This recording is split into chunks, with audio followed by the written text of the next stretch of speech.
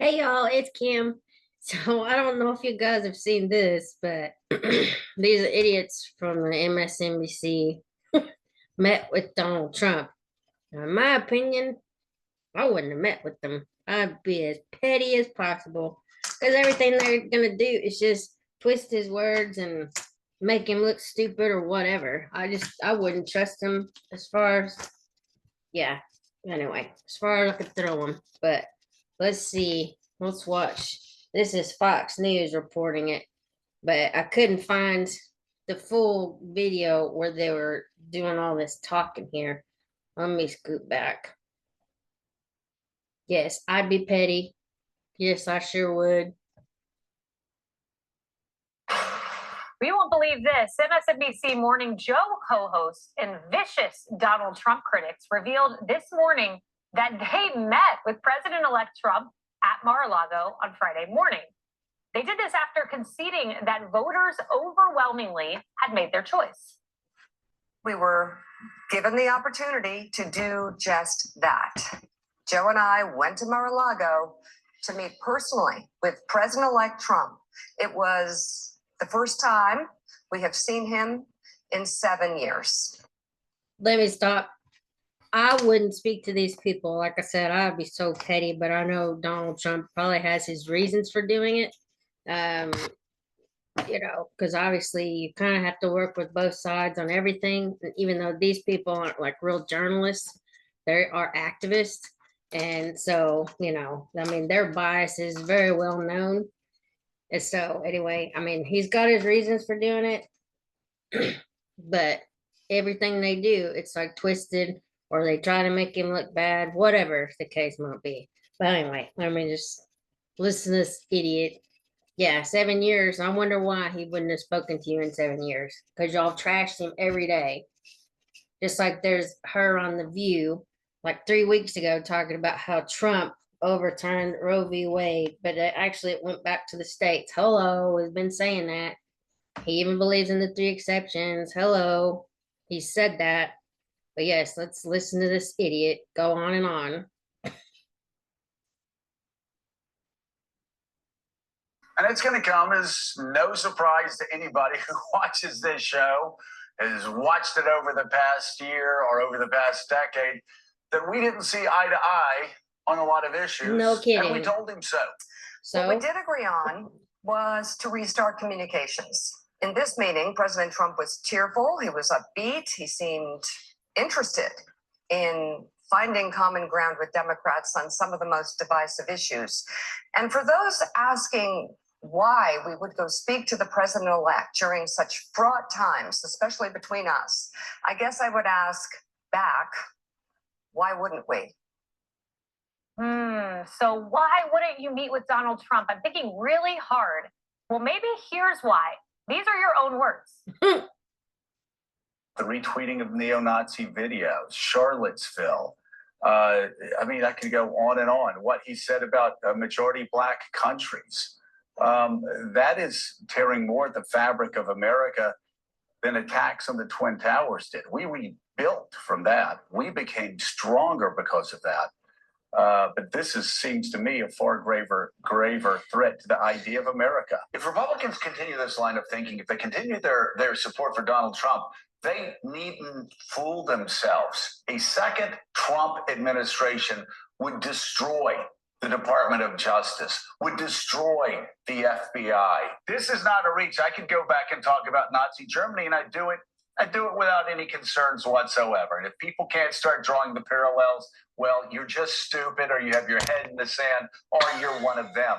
When you look at a Republican nominee, a potential Republican nominee that's talking about terminating the Constitution, he said, terminate the Constitution. Seriously, why the hell would Trump go and talk to these people? I wouldn't give them the time of day because all they're going to do is twist his words and report something that's not true.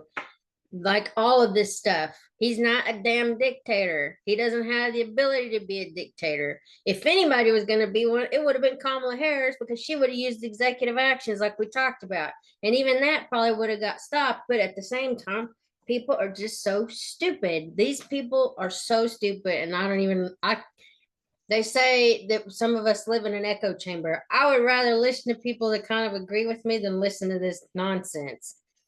Just, I don't want to hear their stupid mouth because it's all lies. They've lied to the American people for almost a decade.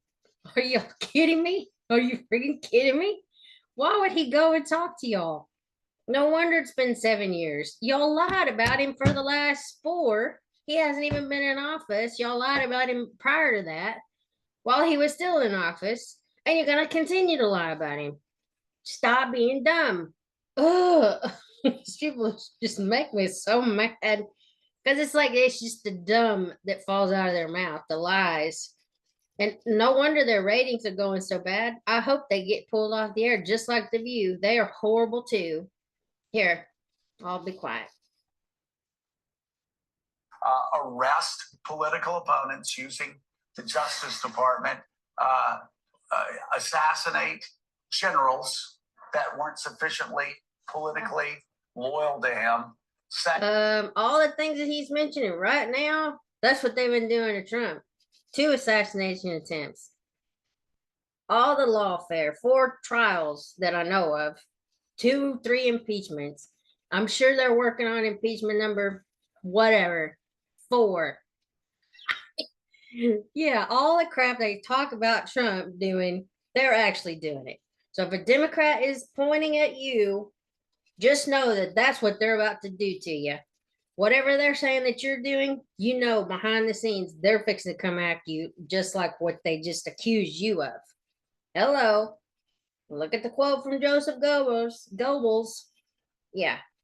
One of Hitler's dudes. That he was going to take the FCC and bring it in to the White House, and he would decide what networks were on and what networks were not on. Lisa, I unfortunately saw that last one in real time. He literally said Donald Trump would assassinate generals and use SEAL Team 6. And now you're going to go meet with him? Sorry, you're both phonies. I'm like, I can't get over this story, right? I don't think any of us can. It's like, how does this call go, right? Like, oh, hey, Don. Okay, so I'm sorry I called you a Nazi for years and like Hitler, but you want to grab coffee, maybe lunch, you know, like at your house. Yeah. Like how does it? And it's like funny because it's so ridiculous and it's so shameless and it's so debasing and so disgusting on their part. But they also created this environment where Donald Trump almost got killed. Yeah. Right. And even back in October, Mika Brzezinski said that the Madison Square Garden was a white nationalist Nazi type rally. And so they're the ones that created that environment. And so it is good to see that MSNBC's ratings are down, and that's why they're doing this. Hopefully they can eat some humble pie, maybe do. Yes, thank God they're down, because I can't see people still listening to this shit. I'm sorry, I shouldn't use that word, but this is so stupid that people actually listen to the MSNBC people. Are you kidding me? It's their rhetoric. CNN, all these people pushing all these false narratives about Donald Trump, saying all these horrible things about him, and then it militarizes or whatever these people to go try to kill him. Seriously? And they're still doing it. Hello. Some self-reflection and realize that they have led to a lot of the division in this country and an environment that potentially got Donald Trump killed. You know, Mika Brzezinski went on The View and basically took over the show. It was like the Mika Brzezinski show that day. Well, now Sunny Hostin is very angry. Watch. Uh-oh. I think that we have to be very clear-eyed when we think about the president-elect and cover the president-elect. And I don't think you need to sit down for 90 minutes at Mar-a-Lago and kiss his ring to be able to speak truth and to be able to cover a story. Speaking of The View, oh, I hope they get canceled. That Sunny Hostin lady with the curly hair, oh, I can't stand her. Her and Whoopi. All of them really are just garbage people. But those two, race baiting, this Sunny Hostin, Whoopi lied about a bakery saying that they wouldn't make cupcakes for her birthday, but they were having problems with their boiler unit or something like that. I don't know how all that stuff works. It's, I guess, something with the water. I really don't know, or even I don't even know really what a boiler is. Maybe I thought maybe it's like a heat source. Either way, she lied about these people up in like Staten Island, New York. Can you believe this nonsense? I mean, these people are so just horrible individuals. They're just nasty from the inside. You may have a decent outer shell, but the inside is just coated in disgusting, grimy trash. I mean, these people are horrible. They just sit around talking noise all day long. And I can't believe the people that sit and watch this. I mean, yeah, it's just like any other stupid gossip rag, horrible nonsense. Don't y'all have anything better to do? And you call yourself journalists, use free speech, but you're actually just a gossip rag talking trash about people. It's horrible. They're just evil and dirty on the inside, and it just comes out of their mouth. Even Jesus talked about, yes, excuse me, but yes, it's not what goes into a man, but what comes out, or a woman, whatever. This is just garbage. So maybe they're not journalists in the true sense. Maybe they're saying that they're opinion journalists. I mean, here she just said maybe Mika's not a journalist. You think? Well, Yeah, I you mean, think? make MSNBC great again. Yeah. Maybe that's what they're trying to do. Look, the ratings are no joke. Yeah. And networks can think of it as being cyclical. So this cycle started last Wednesday morning after the election, and they're feeling it now. But I just don't understand where they are going to go forward and not admit that they lied. Because if they really thought he was a fascist, a Nazi, They wouldn't he have was met with getting him. at Trump supporters with those comments about MSNBC or MSG, the Madison Square Garden crowd, calling supporters Nazis and so on and so forth. Look, they have to admit they lied before they can go forth. Like I'll never believe another word that they say. And by the way, that's more MSNBC, those clips we showed, than I've seen in years. I mean, that was a lot of material. I don't, I try not to have that much of it in my system. I think I might be allergic to it. That's good for your mental health. So that's probably. Yeah, I mean, that's why I would rather just stay in an echo chamber. I'm good. I don't need to hear what they have to say because it's all just nasty, rude, mean, cruel, hateful speech all the time. I mean, I'm good with what I watch every day and ingest. I read books, but also, I mean, like I'll watch a podcast on military vets like the Sean Ryan show. I'll watch a little bit of Fox. I'll watch Benny Johnson. I'll watch all these people because he brings on experts in certain things. I don't listen really to the news per se. Like I don't sit down and watch news channels. I can't stand it. I haven't done that in years because it's all just negative, nasty, murders and just stupid stuff. But these people, because of their politics, they're just like evil and they lie to the American people in the name of journalism and hide behind the free speech. They're not journalists. None of these people really are.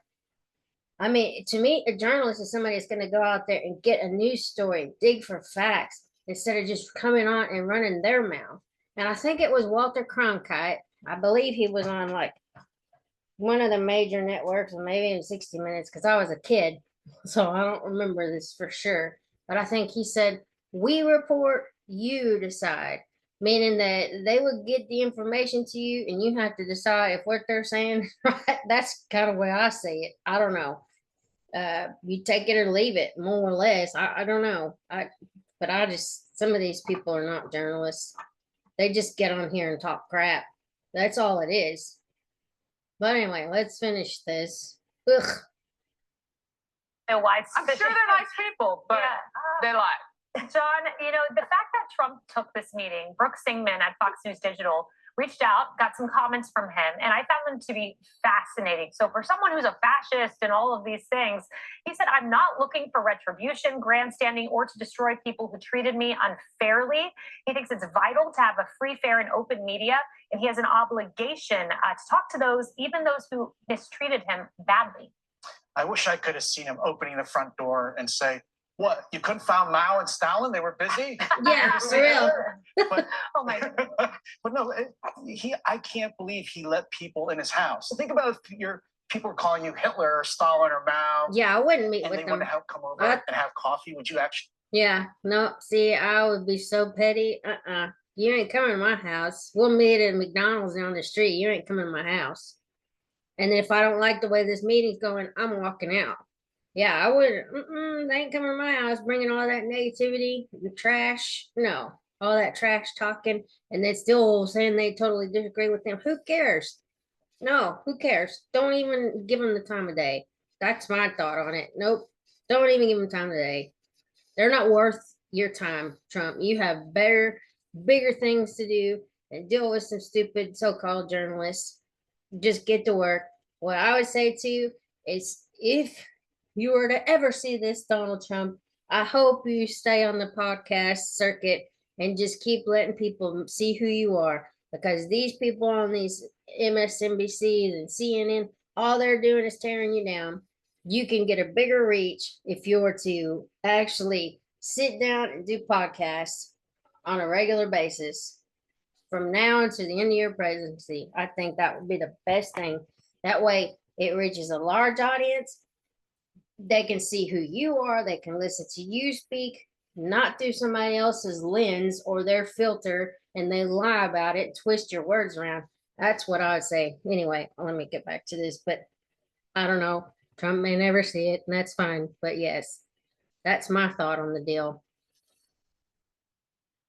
Let them in your house. So I actually think Trump is being quite magnanimous, totally contrary to the image that the left built of him. Yep. One thing about the ratings, Harris, I think by showing these clips, you have quadrupled the MSNBC ratings by showing them on Fox News. If they could talk neutrally and bring the country together, that would be a good thing. I just don't know. This feels self-serving, but maybe they'll prove differently. Emily, I don't know. I'm sorry. I don't think this is a new leaf. I remember the New York Times apologizing in 2016. There was no new leaf. This isn't a new leaf. This is a ploy to try to get an interview and ratings. Yeah, look, I think that this speaks more to the magnanimous quality of Donald Trump's character and all it does. That's what the word I was actually looking for. I thought it was pragmatic, but that's not really the word I needed. It's magnanimous. He's at least allowing to hear them out, or willing to hear them out. He's gonna let them talk and go have a conversation.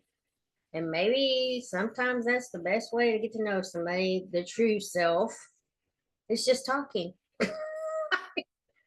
Oh my goodness. As it's reinforce the hubris of these individuals on the left of your screen. I find them reprehensible professionally. And I remember when President-elect Trump was on the Sean Gutfeld show, and I was there, and he was talking about how when he had first met RFK Jr., he needed a ride home. So he offered him his private plane. But at the same time, RFK Jr. had been suing him, one of his business, for like an environmental issue. And the point was, Donald Trump was saying, that's okay. That's not, I separate that kind of stuff. He takes nothing personally. And it's actually incredibly admirable. And I cannot name one other person who has that same quality, frankly, because I sure don't. And the fact that he can forgive those and invite them to his home, not just for an interview, but invite them to his home and extend an olive branch and say, let me listen to you and I'd like you to listen to me. That's incredible. So anyone on the left that talks about a divisive president-elect, all you need to do is show them right there that this is, what more evidence do we need? Yeah, the left cries, Mao, Stalin, Hitler, and then they say, bring me to Mar-a-Lago, please. Right. Yeah, for real. Hey everyone, I'm Emily Campagno. Catch me and my co-host Harry. So anyway, I'm too petty for all that. Hey, you ain't coming to my house. We'll meet somewhere. You ain't coming because you've been talking all kinds of noise about me. But yes, I do hope Trump will get on the podcast train. Just continue riding that all the way around. Wherever you can get a podcast, do that. Start your own, whatever, because people need to see exactly who he is versus what the media has portrayed him as. Anyway, I'm gonna do probably another one shortly. This one it'll probably be about Whoopi. Oh, that lady just infuriates me. I gotta see if I can find the clip with her lying about this bakery in Staten Island. I mean, I just can't believe this. You're a rich person and you go on here and say all this stuff, and I hope people will order from them I think it's Holterman's Bakery. But anyway, I'm gonna stop this one. I will be back on in a few minutes. Let me see if I can find that other one. And I will talk to y'all later. Have a great day. Bye.